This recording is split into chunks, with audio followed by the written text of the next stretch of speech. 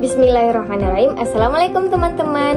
Perkenalkan, nama saya Nurul Anissa Yuhelmi Afani dengan NIM 2401081 dari jurusan Pendidikan Agama Islam. Nah, di sini saya akan memenuhi tugas ujian tengah semester dengan mata kuliah yaitu Fikih 2 dengan dosen pengampu Ibu Hilma Nafsiati MA.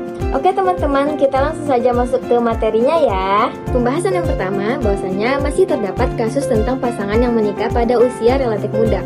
Sebagian besar telah memenuhi syarat hukum, namun belum memiliki kesiapan ekonomi, psikologis, dan kemampuan komunikasi yang memadai. Di antaranya terdapat kasus di mana setelah menikah muncul konflik terkait pengelolaan keuangan dan campur tangan keluarga besar.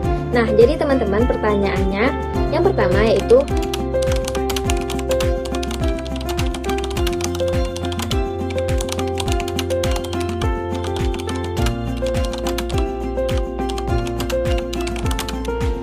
jadi jawabannya, dalam Islam pernikahan bukan hanya sekadar hubungan antara laki-laki dan perempuan, tetapi juga merupakan ibadah dan tanggung jawab besar.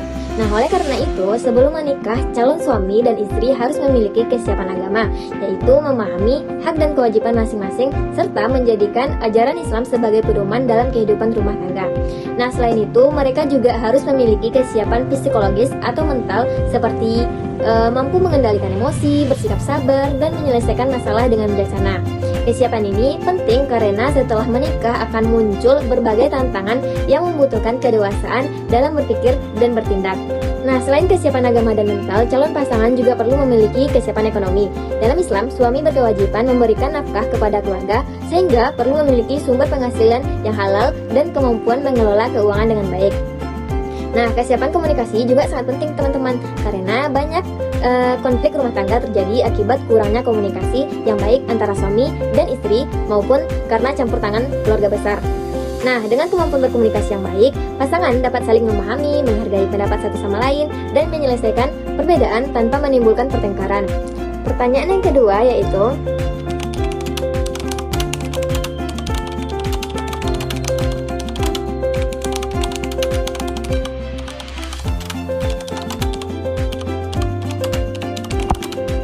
nah, untuk membantu calon pasangan mempersiapkan diri sebelum menikah, KUA atau Lembaga Pendidikan Islam dapat menyelenggarakan program bimbingan pranikah.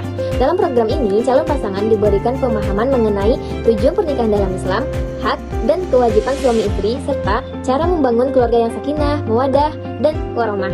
Nah, selain itu, dapat diadakan pelatihan komunikasi dan penyelesaian konflik agar pasangan mampu menghadapi perbedaan pendapat dan masalah rumah tangga dengan cara yang baik. KUA atau Lembaga Pendidikan Islam juga mengadakan pelatihan manajemen keuangan keluarga untuk mengajarkan cara mengatur pendapatan, pengeluaran, dan perencanaan ekonomi rumah tangga.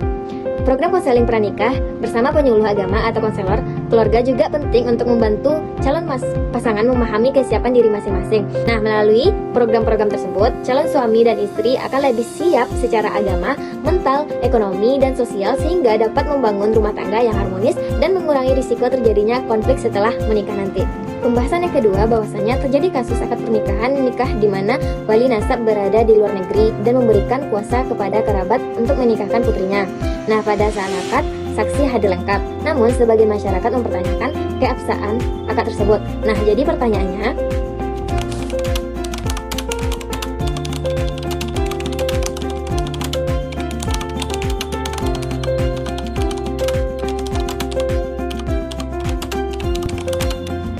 oke, yang pertama, analisis rukun dan syarat sah akad nikah menurut hukum Islam. Nah, jadi teman-teman, menurut hukum Islam, akad nikah dianggap sah apabila memenuhi rukun dan syarat nikah. Yang pertama yaitu rukun nikah. Rukun nikah terdiri yang pertama atas calon suami, calon istri, wali nikah, 2 orang saksi, serta ijab dan kabul. Nah, selain itu terdapat syarat-syarat yang harus dipenuhi seperti kedua calon mempelai beragama Islam, adanya wali dan saksi, memenuhi syarat, serta ijab dan kabul dilakukan dengan jelas dan dalam satu majelis. Nah, jika seluruh rukun dan syarat tersebut terpenuhi, maka akan dinyatakan sah menurut Islam. Soal yang kedua yaitu,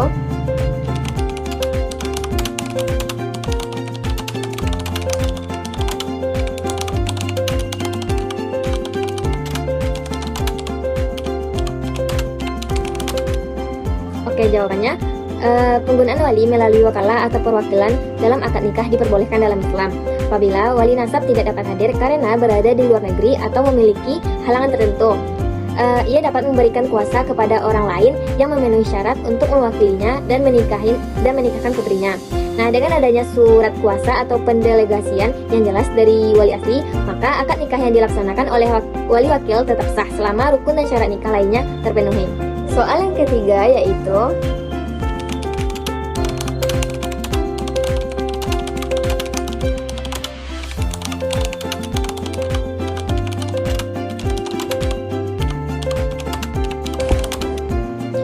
dalam memberikan edukasi kepada masyarakat, sikap yang harus dilakukan adalah menjelaskan hukum Islam secara santun, bijaksana, dan berdasarkan dalil serta ketentuan fikih yang berlaku.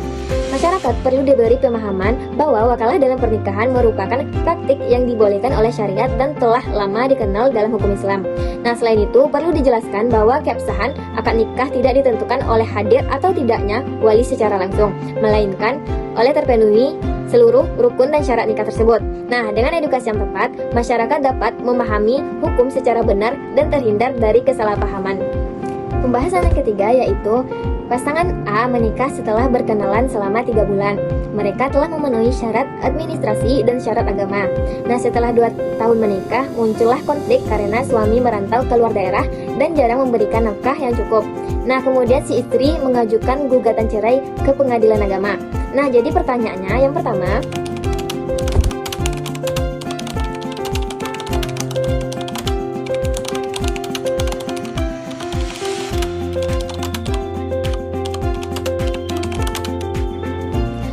analisis faktor-faktor yang menunjukkan kurang optimalnya persiapan perkawinan. Nah, meskipun pasangan A telah memenuhi syarat administrasi agama, persiapan perkawinan mereka tampaknya belum optimal. Nah, hal ini terlihat dari kurangnya kesiapan dalam merencanakan kehidupan ekonomi keluarga dan komunikasi setelah menikah.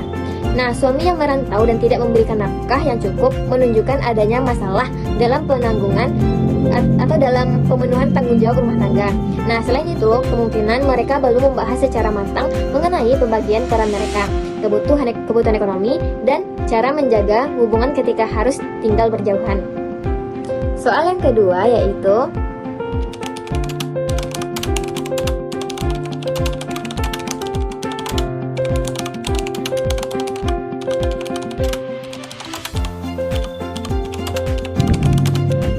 tinjauan keabsahan akad nikah dari aspek rukun dan syarat perkawinan.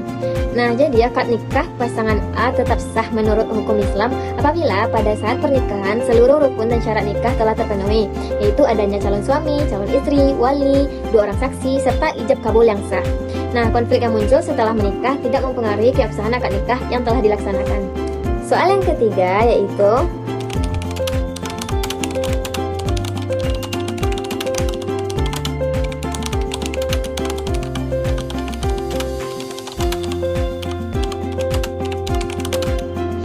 yang ketiga, upaya-upaya yang seharusnya dilakukan sebelum perceraian diajukan ke pengadilan agama.